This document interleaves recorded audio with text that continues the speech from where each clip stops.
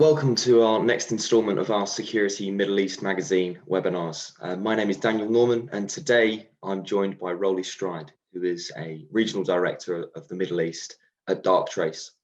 And today, in his presentation, he's going to be taking us through some of the key trends to look out for across the ransomware space. So Roly, over to you. Apologies, on mute there. Yeah, brilliant. Thank you so much, guys. Thank you for having us. It's always a pleasure to be involved. So yeah, today I'm going to talk a little bit about ransomware, some of the emerging trends, some of the ways that we've picked them up, and how organizations are, looking to different approaches to respond.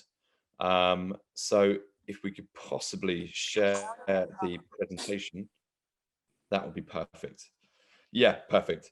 So to give a little bit of context on me and the company, just quickly, as that's going to help with contextualizing how we've put together some of these detections and threat finds.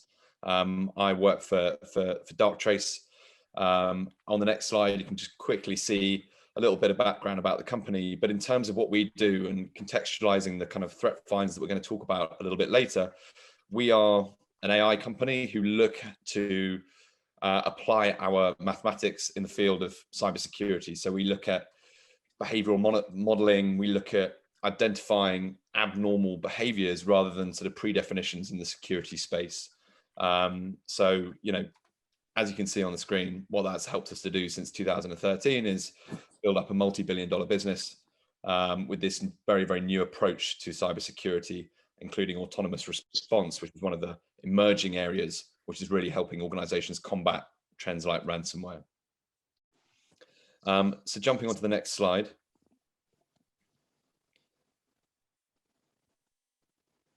Yeah, perfect.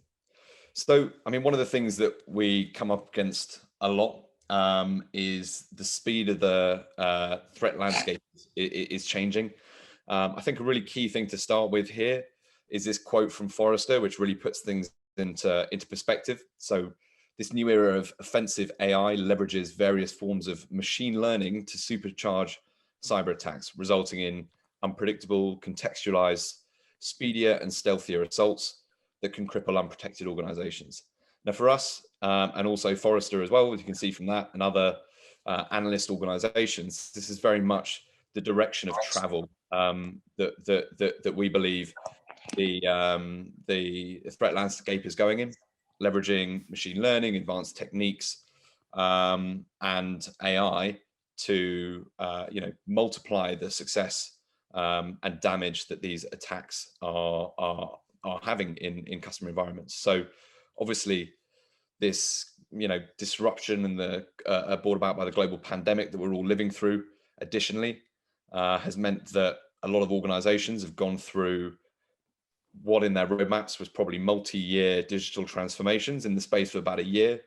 And obviously with this accelerated pace over a period of 12 months, whether it's migrating to the cloud, adopting SaaS, allowing the workforce to operate remotely, this speed of movement has often, and when we're seeing this in a lot of organizations, is often left the door open to making mistakes or overlooking critical aspects, often like security. So while these changes have allowed for continuity of businesses and they've brought around operational efficiencies that we absolutely need to embrace, they've also opened the doors up to new attack vectors. And when you combine that with, what industry experts and the likes of Forrester are saying about the, real leveling up of sophistication behind cyber attacks and leveraging machine learning, it creates a pretty challenging threat landscape for everyone. So in terms of a stat on the screen, which I always find interesting, because again, it's one that comes out of Forrester,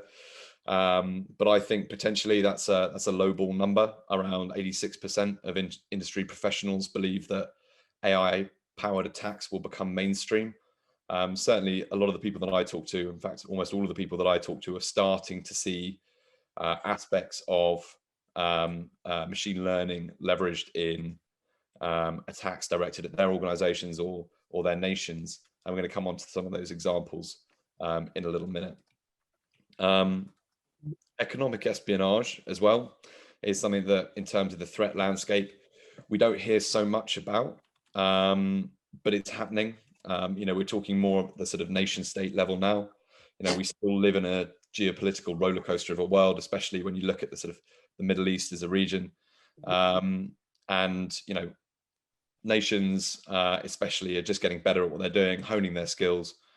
And obviously from the supply chain attacks that we've seen in the last few months, as we look to attribute some of these attacks to actually who is the perpetrator, we've seen a lot of nation state activity very recently.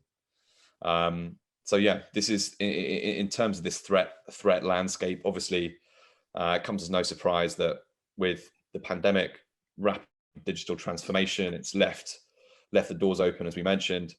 We're already, or have already been starting to see that increase in AI and machine learning leveraged by attackers, and then also broad leveling up of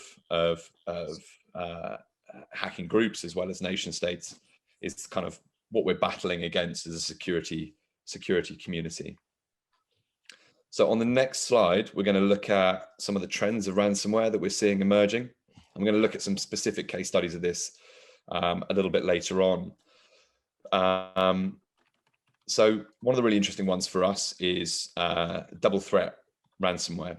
And this is really where attackers are doubling down. Obviously, we're all familiar with the second one, which is legacy ransomware, which we saw way back into the sort of early 2000s, even of your files get encrypted and you're asked to pay a ransom. It's pretty one-dimensional.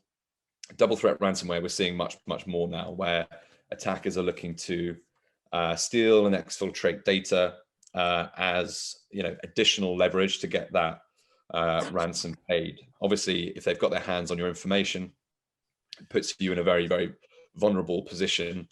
It's again, in terms of attackers' market research, it's a way that they found that they're getting much higher success rates on their ransomware campaigns. And especially when we're going to talk about some of the ransomware as a service stuff later, this is very, very important. So ransomware as a service, specifically, we're going to look at an example from the REvil group, which I'm sure a lot of people will be familiar with now, based on some of the attacks we've seen recently with the Colonial Pipeline, etc. But ransomware as a service is becoming more and more popular, where you can, as the name suggests, rent the platform. And believe it or not, these kind of services even include 24-hour service help desks to help the people who have bought their services to deploy it and leverage it and get the maximum impact. So these are run like businesses, finance heads, etc. They're very, very slick operations nowadays. And we'll look at the impact some of that's having later in the presentation. One of the trends that we've seen, especially with regards to ransomware, has been with RDP in the last 18 months, especially with that kind of remote work transition. There tends to be a lot more RDP exposed to the internet, so we've seen big uptick in RDP getting exploited in order to gain access to organizations. A lot of the time, with this, they come right in through the front door using recycled credentials that were taken from another breach or harvested through one of their social engineering tactics. So definitely something. So on the next slide, we've got a little bit of a breakdown of the costs, and I think this is a really interesting one. Obviously, normally there are some massive numbers bandied around about the average costs of a breach, but this goes into a little bit more detail about what ransomware is costing. And so 133K, we work with a lot of SMEs as an organization. So in terms of that SME cost, not taking into account the big organizations and a lot of the sort of declared costs of ransomware when large organizations in Europe, etc., get breached. This is more of a study of SMEs. So obviously that $133,000 mark can make a real impact on small and medium businesses for the average cost of a ransomware attack. Even small incidents, we're talking now of legacy ransomware, pretty pretty unsophisticated stuff. Probably an organization's got offline backups, and so they're pretty well covered. So even in those scenarios where you've got the right tools in place, etc., ransomware is costing a ransomware incident, which is contained, is still costing almost $10,000 to organizations. The really interesting stat, though, is the one on the left, which is the increase in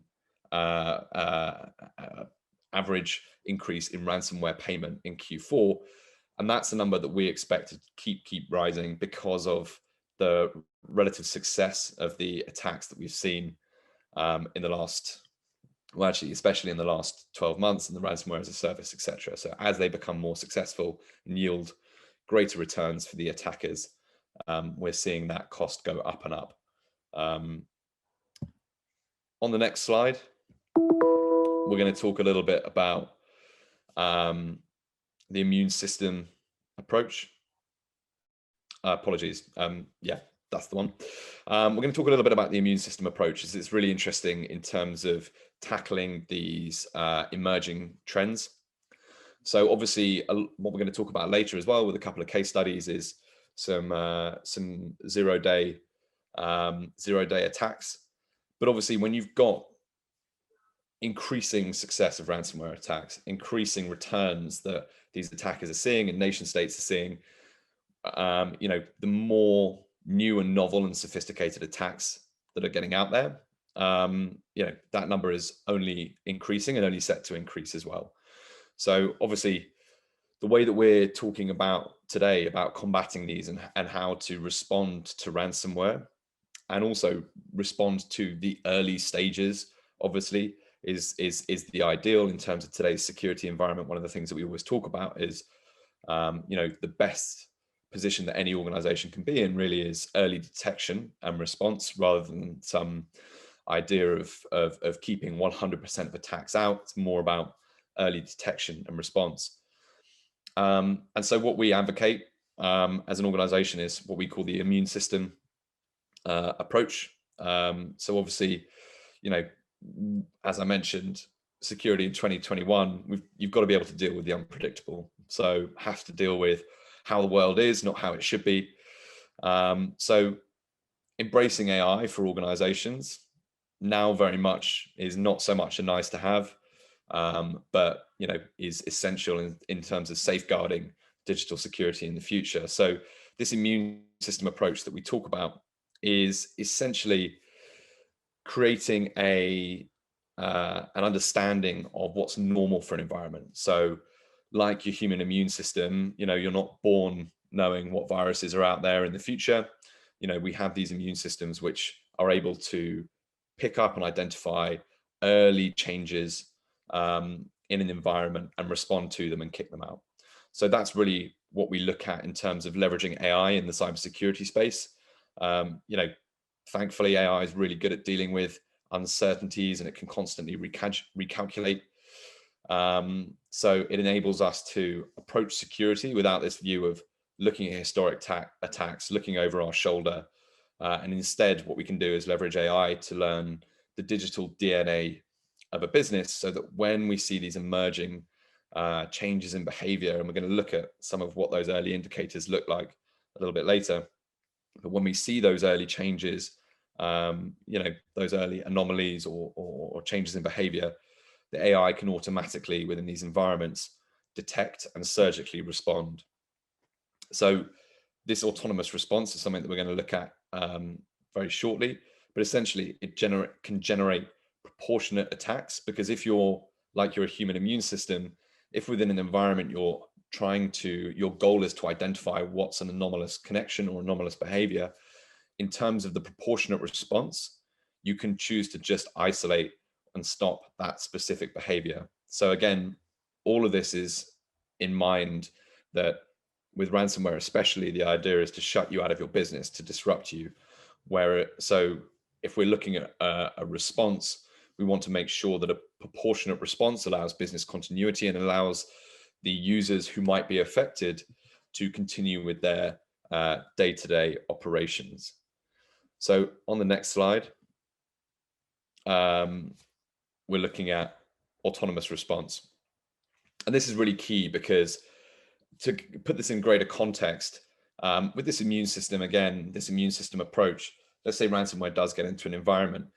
If we're seeing changes in behavior from a user or a specific device where this piece of software understands what's normal, they understand the shares they usually go to, the websites they normally go to, what hours they normally work, none of those things need to be interrupted if ransomware is detected, or even if any other form of attack is detected.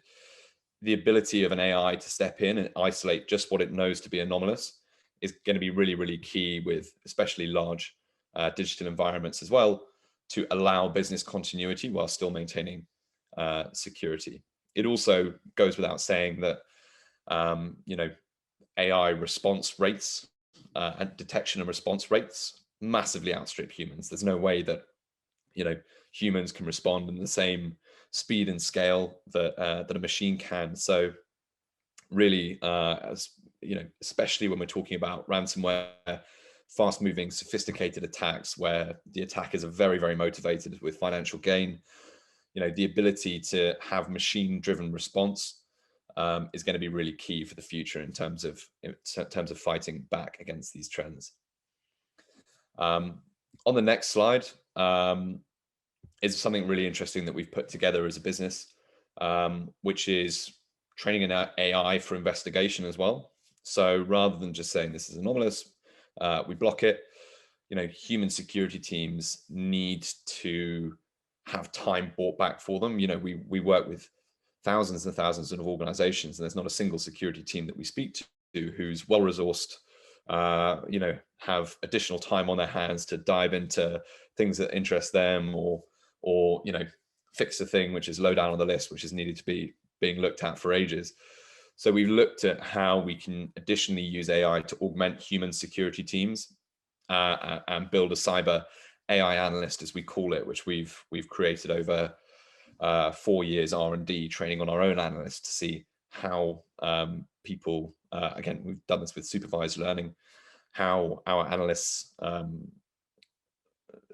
dive into alerts, how they look at things in small amounts of detail, and how they zoom out and look at the bigger picture as well.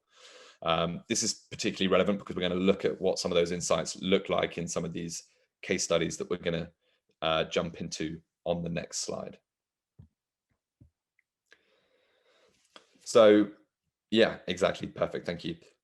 So in terms of the Sodinokibi ransomware that we've seen recently, I'm sure, as we've mentioned, a lot of people familiar with REvil now after the events of the Colonial Pipeline hack, but REvil are one of the best known ransomware as a service organizations, and Sodinokibi, as well as being the most difficult to pronounce piece of software that we've come across in a while, has been arguably the most lucrative strain of ransomware in 2020.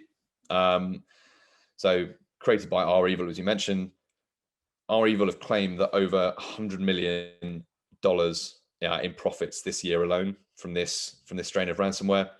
And obviously the prevalent threat is known to wipe backup files as well, encrypt files on local shares, as well as being one of the examples of the double threat ransomware that we mentioned earlier, in that it exfiltrates data as well as additional leverage.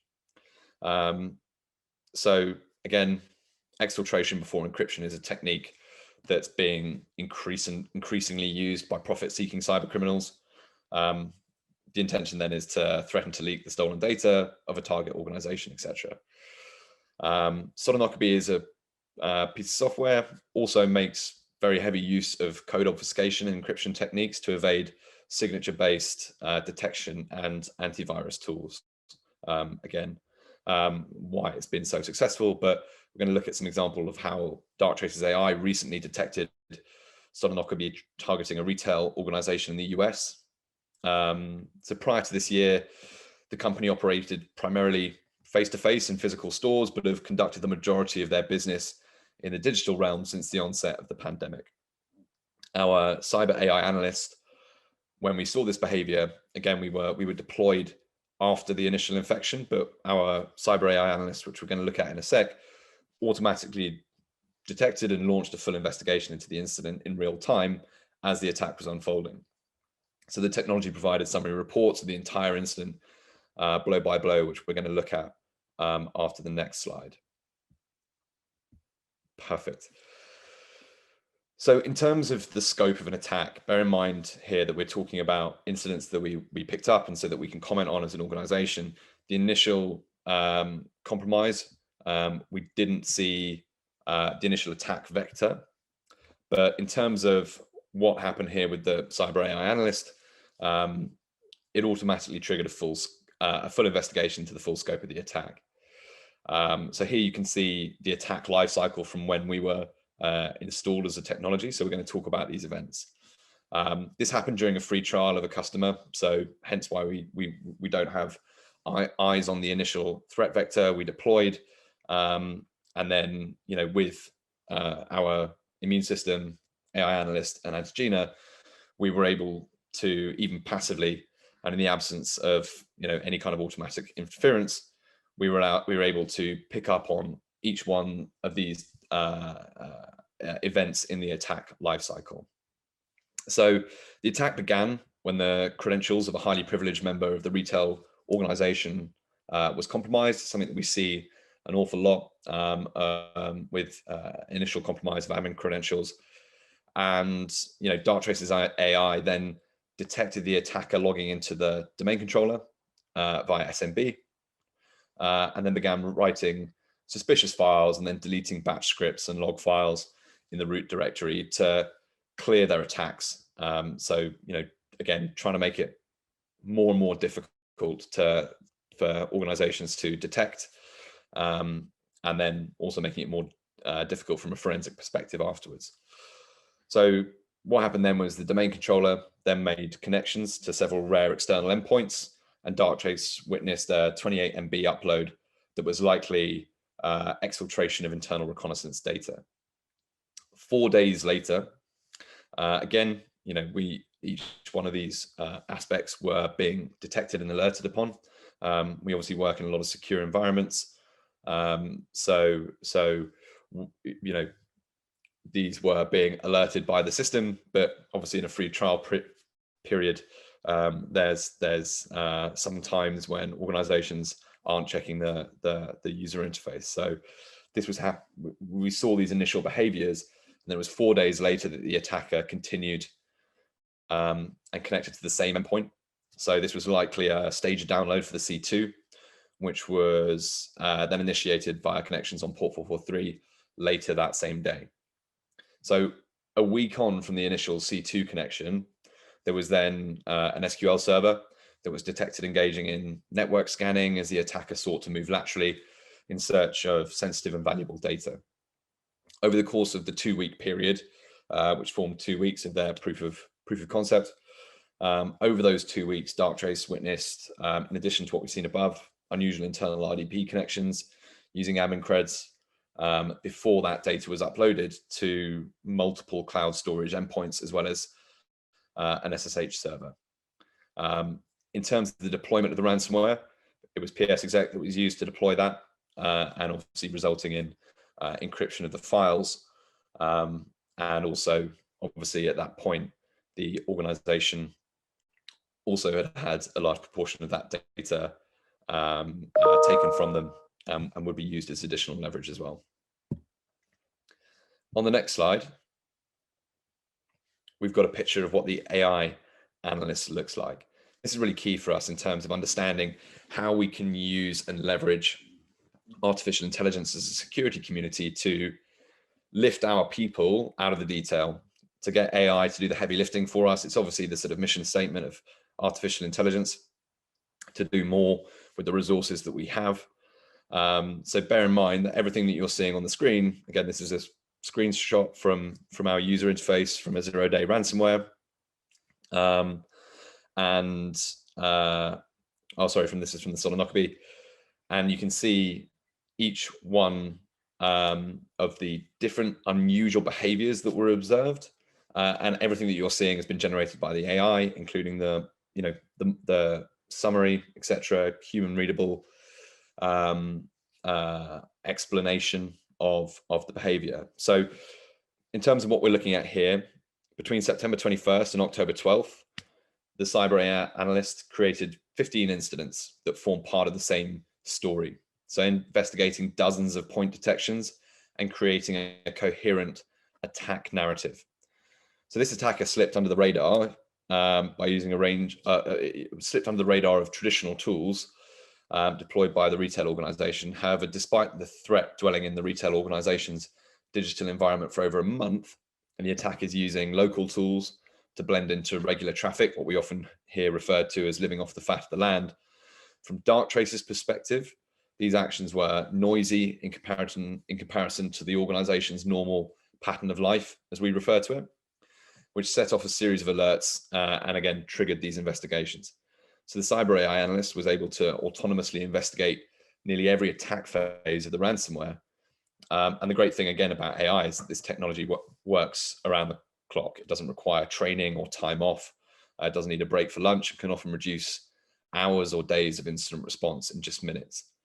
In terms of breaking down what we're looking at on the screen, interestingly enough, at the top, you've got a timeline of the behaviors. So the orange dots are when we saw the model, as we refer to it, breach, and the line is how long it breached for, and you've obviously got the timeline at the bottom.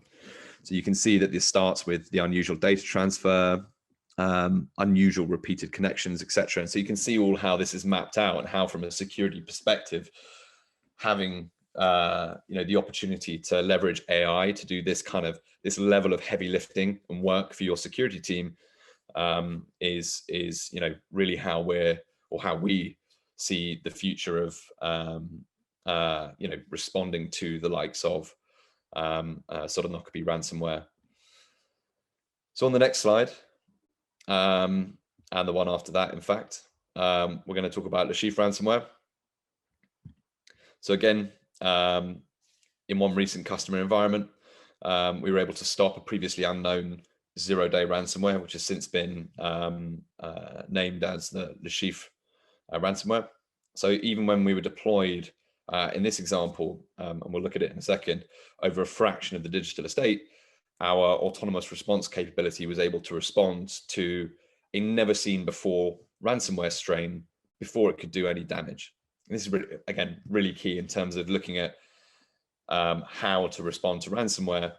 These behaviors and being able to respond before that damage is caused has got to be the end goal for organizations from a security perspective. So again, this is another example where we deployed into a sort of proof of concept is the familiar term. We call them proof of values, but a sort of POC environment. So we were not covering the initial stages of the attack lifecycle, including the initial infection and command and control. However, when you're leveraging AI and looking at changes in behavior, even when you don't see the initial stages of infection, you start to see the changes in user behavior, device behavior, and behaviors which are unusual relative to the rest of the environment. So even in spite of being deployed in an already infected environment, we're going to see here how the AI was able to autonomously respond within seconds before the attack escalated into a crisis. So on the next slide, we're going to look at a graph. This is graphed internal connections.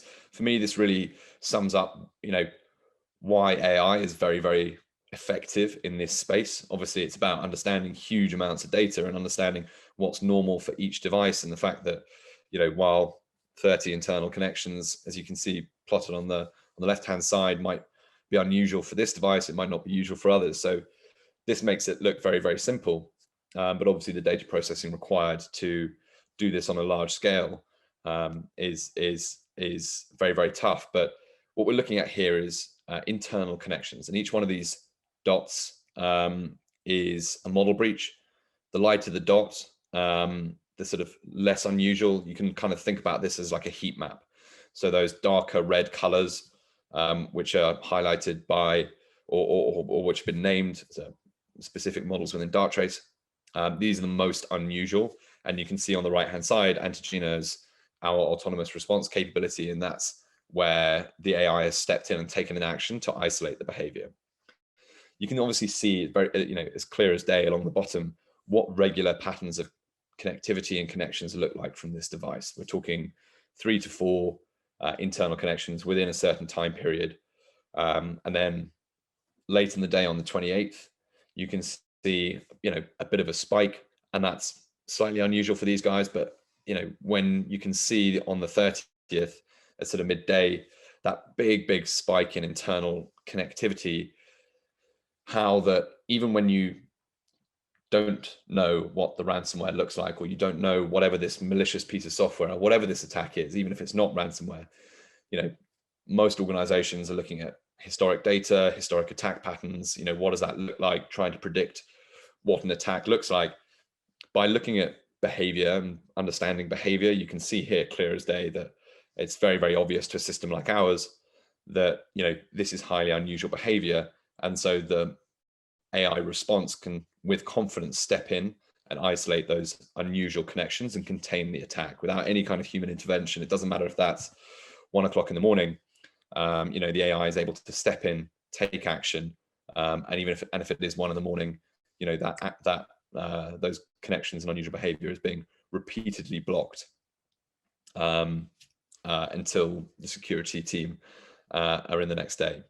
So to talk about specifically what these connections were, not only was this device observed making an unexpectedly large number of internal connections, it was also reading and writing a large number of SMB files at the same time, transferring some data internally to a server that it didn't usually communicate with, again, understanding this idea of what's normal, what's abnormal. And then we saw this spike in internal connections between patient 0 and this internal server. And this was a really strong indicator of the malware attempting to move laterally through the network. Further investigation into this SMB activity revealed that hundreds of Dropbox related files were accessed on SMB shares that the device had never previously accessed before. Again, all very unusual behavior. Fortunately, in this example, even though this was a trial version of Darktrace we were running with one of our customers, we actually had the autonomous response in active mode. So what that action taken was to enforce what we call enforce the pattern of life for a specific device or a specific user, which means that anything which falls outside of that user or device's normal pattern of behavior is then blocked. So it's nowhere near as severe as a lot of the controls, which a lot of you listening are no doubt familiar with, around knocking stuff off the network or quarantining devices. Instead, this response and this AI response can be to say, we know what Joe normally does in his usual daily activities. We know that he goes to these shares, as we mentioned before, these shares, these websites, etc. So we can allow him to continue doing those things, but anything which falls outside of his normal pattern of behavior, we want to block. So this action took seconds, and it stopped the ransomware from spreading to other devices in the environment. So the combination of various anomalous activities was sufficient evidence enough for the AI autonomous response to decide that the appropriate action is to stop all unusual behaviors emanating from this device, to contain it and stop the spread of that ransomware. So this not only stopped the encryption activity in its tracks, but it also prevented the attackers from moving laterally across the network. Again, this was the patient 0 within the organization. So stop the lateral movement either by scanning or using harvested admin credentials or performing internal reconnaissance. But this autonomous response initiated a surgical intervention that halted the malware spread. I absolutely love this example because, again, as from a security perspective, I hope a lot of people on the call would agree that this is the best outcome that any organization could hope for in the modern, or in today's security environment. Is this early detection and response. You're never going to have 100% ability to keep everything out of your environment. But what AI enables you to do is pick up on the early stages of unusual behavior and surgically respond to it and contain it. So on the next slide, in terms of if anyone wants to know in more detail about some of these attacks or other 0 days that we've picked up in different environments, we also work across OT environments, so operational technology. We put all of this information out into our blog with, again, screenshots from the user interface, so you can see how we caught it live without using rules and signatures. And again, I think for a lot of you on the call, probably a few of these ransomware examples, Wasted Locker and Lockbit, for example, are probably familiar to you. So you can see from those resources how we've detected them and responded to them.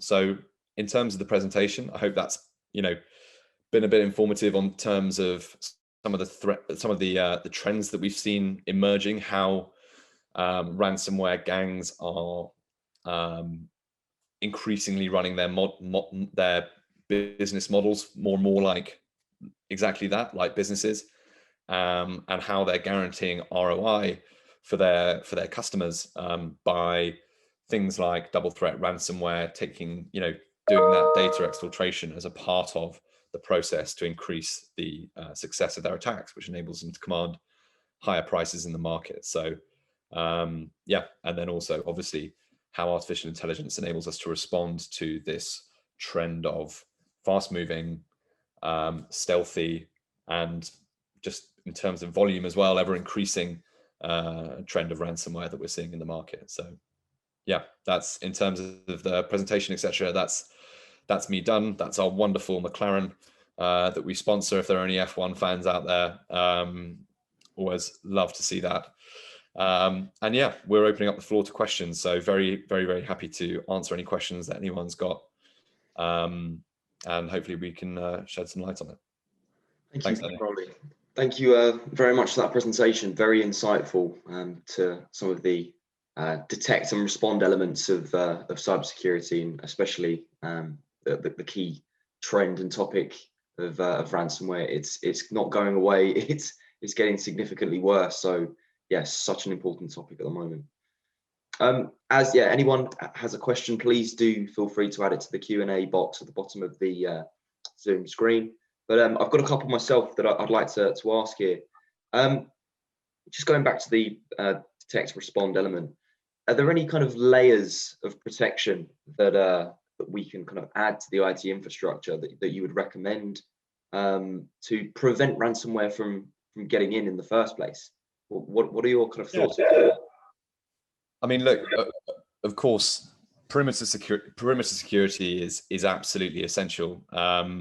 Your firewalls, your AV, your email security, all these things are absolutely essential. You will have heard it a million times, but strength in depth, whether you're a football fan, etc. But there's no way of erecting a wall around your environment nowadays and keeping everything out, right? Obviously, as Darktrace as a company, I'm sure many of your listeners will be familiar with it. What we advocate is that kind of internal piece. You can have the best possible defenses, but so long as like most of these tools focus on predefining attacks, rules and signatures, trying to stay ahead of the curve, it does a great job at keeping out 95, 96, 97, 98% of threats. But the fact is, when you see the sheer number of attacks and the automation which is coming from the offensive side, keeping out 99% of attacks is it does nothing for anyone anymore, unfortunately, because the volume and ease at which attackers can gain access to organizations, can find faults and gaps in defense, mean that in terms of that strategy, as you mentioned, you need to have depth. You can't just have the perimeter tools and try and keep everything out. The important thing, again, what we advocate and what we're really passionate about is this early detection. There's no 100% solution anymore. So we really think the best, the best any organization can realistically, being realists, the best you can hope for is early detection and response, having that capability, which a lot of organizations don't, because I'm sure a lot of the people, again, who listen to this will nod when we talk about visibility, just understanding what you have in your environment, understanding, even stuff as basic as, how many endpoints do you have, what's connecting to my network. A lot of organizations as well use, especially in the Middle East, big fans bring your own device to work. So you've got devices which are outside of your control, people's personal devices that you're connecting. So, you can have the best defenses in the world, but, someone has, someone comes and brings their personal device and connects it to the corporate Wi-Fi, and they're straight through. So you need to have, as well as having excellent defenses, you need to be able to have something which sits internally, monitors, understands the internal environment. Also, a great example there is this bring your own device aspect, that you can't get a lot of security onto someone's device if it's their personal device and they're connected to the corporate environment. So you've got to have something which is listening, seeing that traffic, is able to take action, for example, on a device that you essentially have no control over as an organization. So yeah, that internal piece is one which is often neglected, but in terms of getting your security to a mature place is absolutely essential. Yeah, we've got quite an interesting question come in, and it was on the tip of my tongue as well when you said that, was it R Evil had $100 million profit, and the question here is, how do these gangs remain anonymous, and how do they actually function? How do they operate? Why are the police, any kind of organizations, not stopping these organizations from doing this kind of stuff? Well, they are actually. There's been a huge success against the R Evil gang recently. There's obviously massive clampdowns, but the main thing is that they're so distributed. They're not a business that they all sit in one country or the other.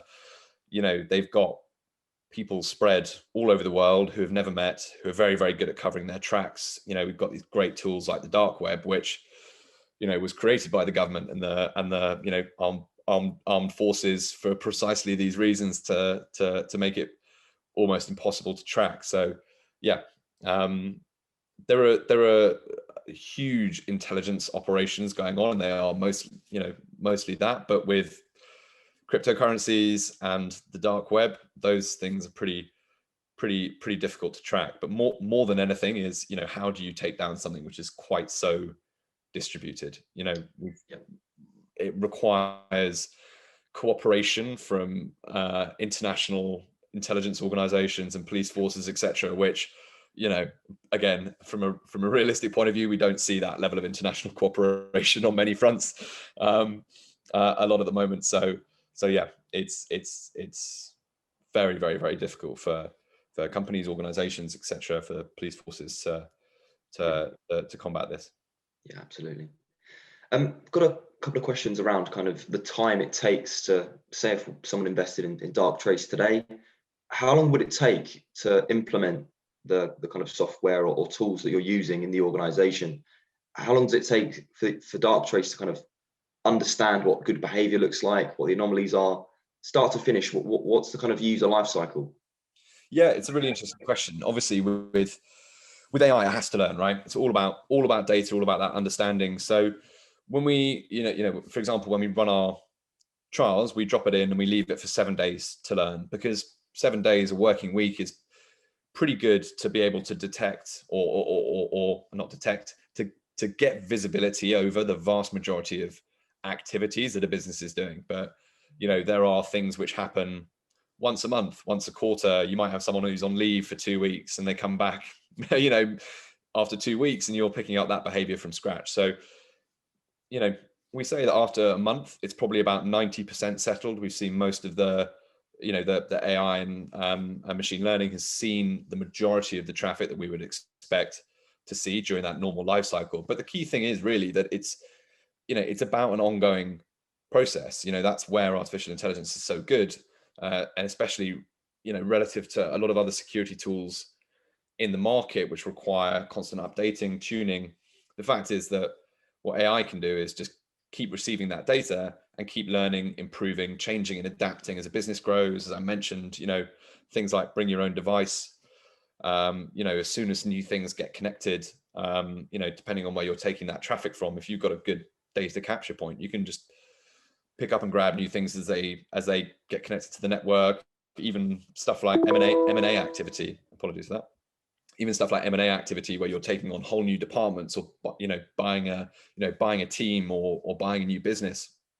The ability to just sort of connect stuff and immediately have it contextualized against what you have already learned about the environment is really powerful. So yeah, it's in terms of how we communicate this value to our customers and to our prospective customers. We're able to show them interesting insights after 1 week. In fact, I mean, we've done it after days before, in terms of getting that immediate value. But then in terms of the fact that the system is self-tuning, we're all about security, right? We're no strangers here to actually, what is the reality of security is that there's a lot of work to do. There's a lot of things to look at. So in terms of getting that system really tuned down and getting rid of the processes which happen once a month. So first time the system sees it, it's unusual. Next time it sees it, it's not so unusual. Third time it sees it, it's not unusual at all. Tuning out these kind of things is pretty settled within a month, which is great. And it just keeps getting better, which is the wonderful thing about it. It keeps getting better and adapting to the environment. So very time effective in that sense. Fair enough. A quick question around, say if we implemented Darktrace today, would it effectively detect any existing or ongoing attacks that are actually happening? Yeah, I mean, interestingly enough, obviously both the examples that we've talked about today have been where we've been deployed, but we haven't been there for the initial compromise. Personally, I mean, again, this is a Middle East audience, so I'm sure people will be familiar with the likes of Shamoon. The original variant was the one which obviously did significant damage to Aramco. It was the world's biggest hack, etc. And there have been several iterations since. But I've worked firsthand responding with organizations to what are characterized to be Iranian attacks and pre-existing attacks in environments. So we've got countless examples. They're all on our blog. But put really simply, the way that AI, and it's a really good question, because a lot of people think, okay, you get into an environment with an AI, you learn what's normal behavior, so you will learn bad.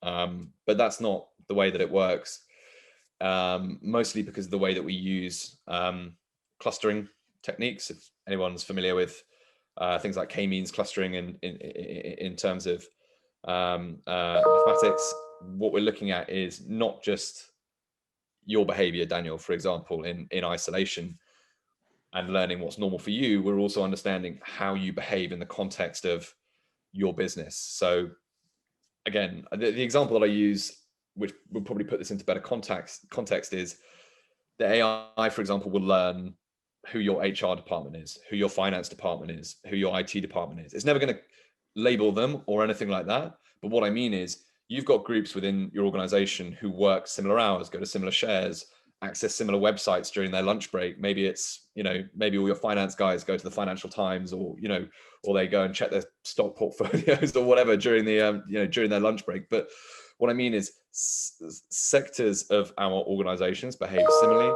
And then also we're far more creatures of habit than we give ourselves credit for. So in terms of what the AI does, it understands context, and that's its great skill, because people just cannot understand context at the same level as a machine can. So even if you're compromised, there's a great example on the blog if people are willing to dig back a year or two, but we deployed into an environment where over 100 machines were compromised with the Dridex banking Trojan.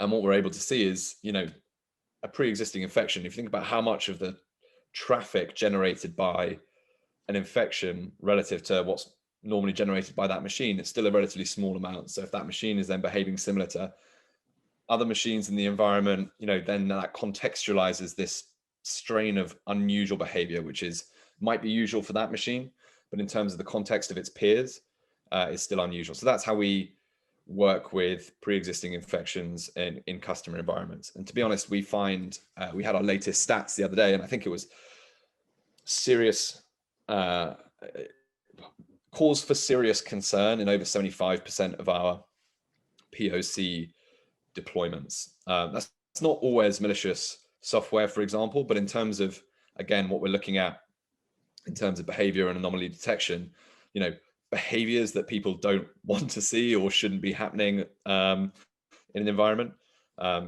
these kind of things are thrown up relatively very regularly. So yeah, important that we're not, the industry way of describing it is fingerprinting.